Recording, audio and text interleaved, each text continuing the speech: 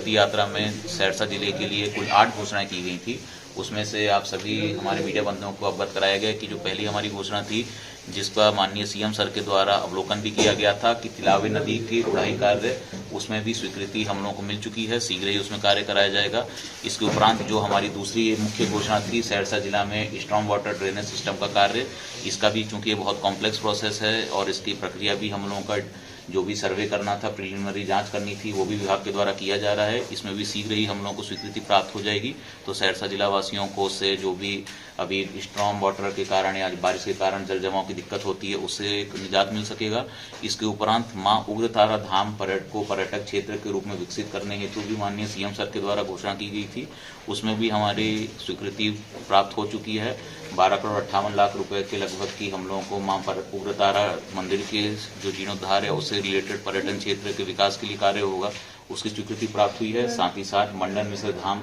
जो उसके बगल में ही है, उसके लिए भी हम लोगों को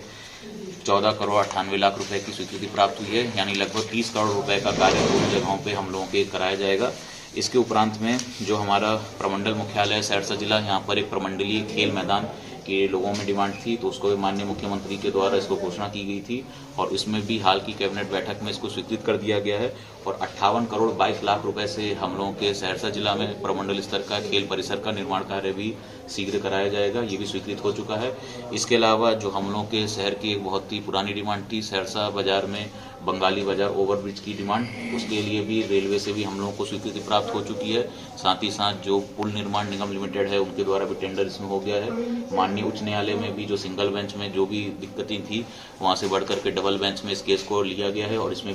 हल हो जाएगा ये केस। इसके उपरांत इसमें भी शीघ्र ही कार्य प्रारंभ हो जाएगा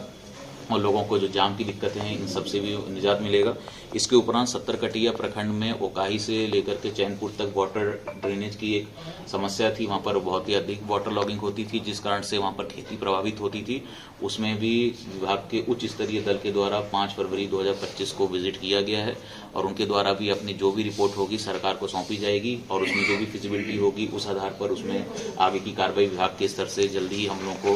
पता चल जाएगी। इसके उपरांत में जो सहरसा जिले में बनवा हिटेरी और 70 कटिया प्रखंड में अपना स्वयं का अंचल बिल्डिंग नहीं है, जिस कारण आम जनों को दिक्कत होती है, इसकी घोषणा भी माननीय सीएम सर के द्वारा दिनांक 23/1/25 को की गई थी और ये भी हम लोगों का स्वीकृत होकर अब इसमें भी कंस्ट्रक्शन का कार्य शीघ्र ही चालू हो जाएगा, ताकि उस प्रखंड के जो भी हमारे लोग हैं उन सभी को दिक्कत नहीं हो, हमारे ऑफिसर्स भी एक ही स्थान पर सभी तरीके की सेवाएं उनको उपलब्ध कराने की स्थिति में हो। इसके अलावा जो सहरसा जिले में वर्तमान में हवाई अड्डा है, उसके चालू कराने के लिए केंद्र सरकार से अनुरोध पत्र भेजने का और उसमें जो भी अग्रेतर कार्रवाई करनी है उसके बारे में भी सीएम सर के द्वारा घोषणा की गई थी। इस विषय में आयुक्त महोदय कोसी प्रमंडल मेरे द्वारा एवं जिला के सभी सीनियर ऑफिसर्स के द्वारा भी विजिट किया गया। उसके उपरांत पिछले सोमवार को